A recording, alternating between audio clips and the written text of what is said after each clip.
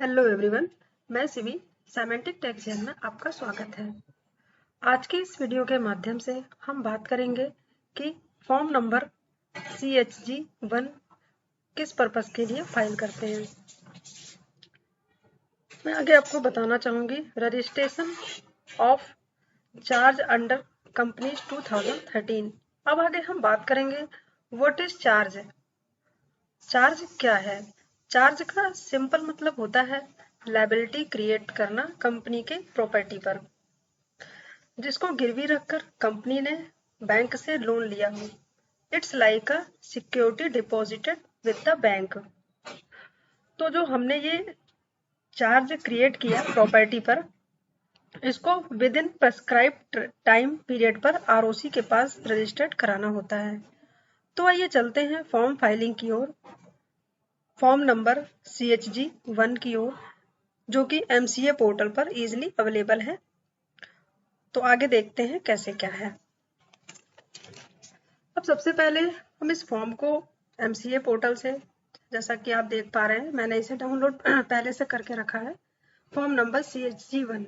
अब यहाँ पर कुछ हेडिंग्स दी हुई है जो आप रीड कर लेंगे। Registration of charge under company 2013, आप यहाँ पर सारी चीजें आप पढ़ सकते हैं। एक्ट 2002, यहाँ पर कुछ एक्ट्स दिए हुए हैं, रूल्स दिए हुए हैं जो आप रीड करेंगे। अब चलते हैं फॉर्म फाइलिंग की ओर, एक एक करके सारे बॉक्स को भरते हैं। सबसे पहले यहाँ हम फॉर्म की लैंग्वेज को सिलेक्ट करेंगे, इंग्लिश, हिंदी, जो भी आपको सुटेबल लगता है। अब इस बॉक्स में है आप अपनी कंपनी का SIN नंबर एंटर करेंगे, प्रीफिल बटन पे क्लिक करेंगे, कंपनी का नाम, कंपनी का रजिस्टर्ड ऑफिस, ईमेल ID, ये सारे फील्ड यहाँ पे ऑटो फिल होके आ जाएंगे।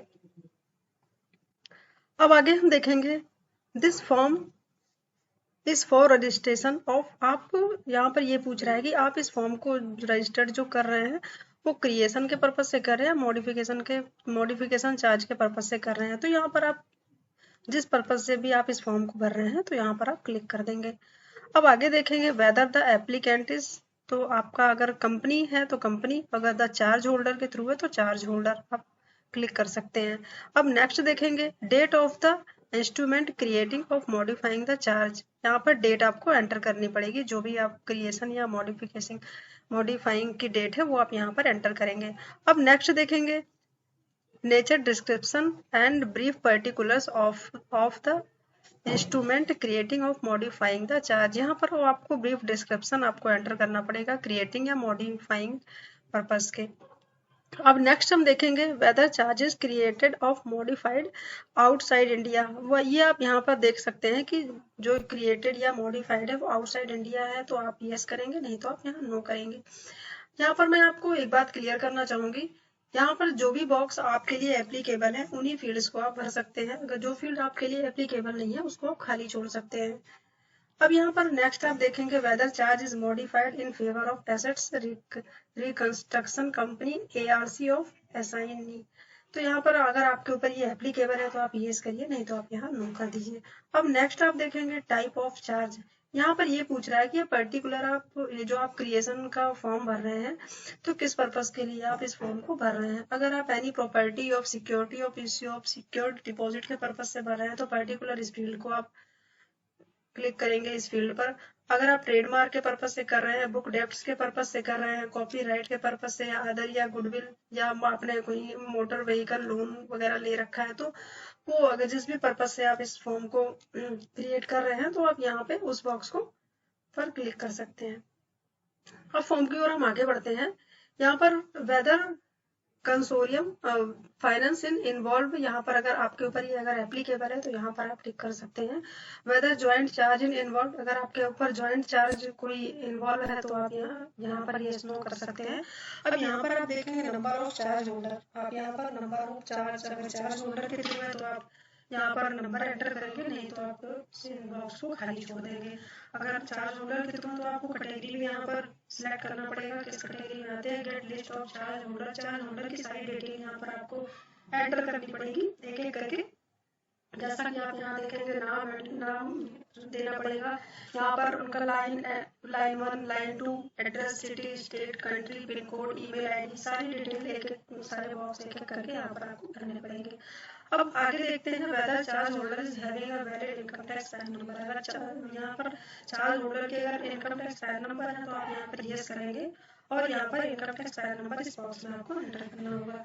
BSR कोड, ब्रांच कोड अगर कुछ भी है तो यहाँ पर आप इस बॉक्स में एंटर कर सकते हैं।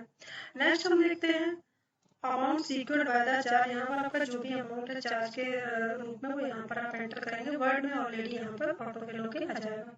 अब नेक्स्ट देखेंगे in case amount secured by the charge is in foreign currency mention detail. अगर आपका चार्ज सीक्वेंड आपका जो है क्या नाम है फॉरेन करेंसी से रिलेटेड है तो आप यहाँ पर मेंशन कर सकते हैं सारी डिटेल। अब आगे हम देखेंगे यहाँ पर date of creating security interest of actual constructive deposit of the title deeds with in bank housing finance company. यहाँ पर आप डेट एंटर करेंगे। नेक्स्ट हम देखेंगे यहाँ पर account number, borrowers customer account number, यहाँ पर अकाउंट नंबर एंटर करेंगे। अगर कोई रेट ऑफ इंटरेस्ट जो भी आपका डिसाइड हुआ है वो आप यहाँ एंटर करेंगे। रीपेमेंट टर्म आपको इस बॉक्स में एंटर करना पड़ेगा। टर्म ऑफ रीपेमेंट, आपके रीपेमेंट की जो टर्म डिसाइड हुई होगी वो आप एंटर करेंगे। नेचर ऑफ फैसिलिटी आप यहाँ पर एंटर करेंगे इस बॉक्स में। जो भी आपके ऊपर एप्लीकेबल है, जो भी आपको लगता है कि ये बॉक्स हमारे लिए एप्लीकेबल है उस बॉक्स को आप यहाँ पर भर सकते हैं। डेट ऑफ डिसबर्समेंट, यहाँ पर डेट डालेंगे। मिसलेनियस नैरेटिव इंफॉर्मेशन, यहाँ पर आप अगर आपका कुछ है तो यहाँ एंटर करेंगे। अगर आपका मार्जिन कुछ है तो आप एंटर कर सकते हैं। Extent of operation of the charge, अगर आपका कुछ है तो यहाँ एंटर करेंगे। अदर में अगर आपको कुछ लगता है कि मुझे एंटर करना चाहिए तो यहाँ पर आप एंटर कर सकते हैं। अब आगे हम फॉर्म की ओर बढ़ते हैं। यहाँ पर हम देखते हैं date of instrument creation of the evidence of the charge. अगर आपको कुछ एविडेंस है तो आप यहाँ पर एंटर करेंगे। डिटेल आप जो है एविडेंस की, यहाँ पर चार्ज से related description of the instrument creating of evidencing the charge, यहाँ पर इस बॉक्स में सारी डिटेल आप एंटर करेंगे। अब नेक्स्ट देखेंगे यहाँ पर डेट ऑफ द प्रॉपर्टी की डेट यहाँ पर एंटर हम करेंगे। अमाउंट ऑफ चार्ज, जो भी आपका अमाउंट यहाँ एंटर करेंगे। Particulars of the property charge इस बॉक्स में एंटर करेंगे सारी डिटेल। अब आगे हम आते हैं short particulars of property of assets charge including complete address and location of the property. आपके प्रॉपर्टी की जो भी पर्टिकुलर लोकेशन है, कंप्लीट एड्रेस है, वो आप यहाँ पर जो है जितनी भी डिटेल है सारी डिटेल आप यहाँ एंटर कर सकते हैं। अब आगे देखते हैं description of the document of which by which the company accurate the title, number of title document deposited by customer. अगर आपके ऊपर ये एप्लीकेबल है तो आप डिपॉजिटेड बाय कस्टमर का टाइटल यहाँ एंटर कर सकते हैं। Whether any of property of interest there in under reference is not registered in the name of company. यहाँ पर अगर आपके ऊपर ये एप्लीकेबल है तो आप ये यहाँ पर कर सकते हैं। अब नेक्स्ट हम देखते हैं date of creation, last modification price of the present modification. यहाँ पर अगर आपके ऊपर ये एप्लीकेबल है तो यहाँ आप डेट डाल सकते हैं।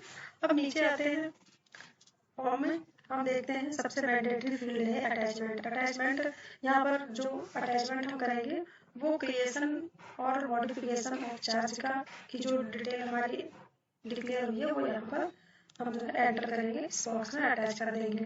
अगर आप चाहते हैं ऑप्शनल अटैचमेंट कुछ भी आप एंटर करना चाहते हैं ऑप्शनल के तौर पे तो यहाँ आप इस अटैच पे क्लिक करके उस डॉक्यूमेंट को भी अटैच कर सकते हैं। आपके जो भी डॉक्यूमेंट है वो आपको इस बॉक्स में शो होंगे। अब आगे चलते हैं, हम फॉर्म की ओर आगे बढ़ते हैं, डिक्लेरेशन देखते हैं। अब डिक्लेरेशन फॉर्म कहता है यहाँ पर अभी हम देखेंगे यहाँ पर आपका जो वाइड रेजुलेशन नंबर है यहाँ पर रेजुलेशन नंबर होगा। डिक्लेरेशन पहले तो आपको ये बता देती हूँ डिक्लेरेशन कौन करता है। डिक्लेरेशन कंपनी के डायरेक्टर हो गए, मैनेजर हो गए, सीईओ हो गए, सीएफओ हो गए, ये जो है डिक्लेयर फॉर्म को कर सकते हैं। यहाँ पर बोर्ड रेजुलेशन, यहाँ पर वाइड रेजुलेशन नंबर डालेंगे, एंटर डेट यहाँ पर एंटर करेंगे। उसके बाद अपना डिन नंबर, और अगर यदि मैनेजर है तो यहाँ पर अपना पैन नंबर और डिजिटल सिग्नेचर के साथ इस फॉर्म को डिक्लेयर करेंगे। अब अगर आपका ये चार्ज होल्डर के थ्रू है तो यहाँ पर आप चार्ज होल्डर की भी डिटेल डालेंगे, और ये चार्ज होल्डर पूरी तरीके से इस फॉर्म को डिक्लेयर करेंगे कि I we confirm that the attached charge instrument of document is are true copied of the original which is are available with the charge holder and of assign, and all the information and particulars mentioned above are derived there from are constantly and correctly stated IBM are duly authorized to sign this form।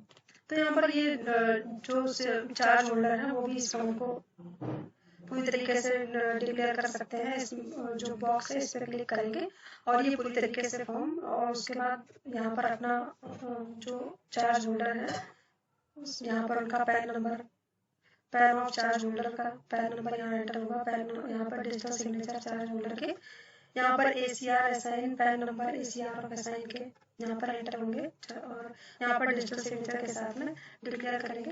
अब आइए आगे देखते हैं इस form को certify कौन करता है। सर्टिफाई करने के लिए एक जो होल टाइम प्रैक्टिस में हो वही इस फॉर्म को सर्टिफाई कर सकता है। तो अगर CS हो गए, CMA हो गए, CA हो गए, ये जो है इस फॉर्म को सर्टिफाई कर सकते हैं अपने मेंबरशिप नंबर के साथ। अगर एसोसिएट है तो एसोसिएट, फैलो तो फैलो पे क्लिक करके अपने मेंबरशिप नंबर के साथ इस फॉर्म को सर्टिफाई कर सकते हैं, और यहाँ पर अपना डिजिटल सिग्नेचर अटैच करके फिर इस फॉर्म को हम चेक फॉर्म करते हैं। चेक फॉर्म करने के बाद अगर हमने फॉर्म में कहीं कोई मिस्टेक कर रखी है तो वो ऑटोमेटिक एरर शो करेगा। उसके बाद डिजिटल सिग्नेचर डायरेक्टर और digital signature director of auditor के डिजिटल सिग्नेचर लगाने के बाद यहाँ पर अटैच कर देंगे। उसके बाद फॉर्म को प्री स्क्रूटनी करेंगे। प्री स्क्रूटनी करने के बाद फॉर्म हमारा पूरी तरीके से MCA पोर्टल पर अपलोड होने के लिए रेडी होता है, और हम इस फॉर्म को सेव करके रख लेते हैं। Thank you so much. आज के लिए इतना ही।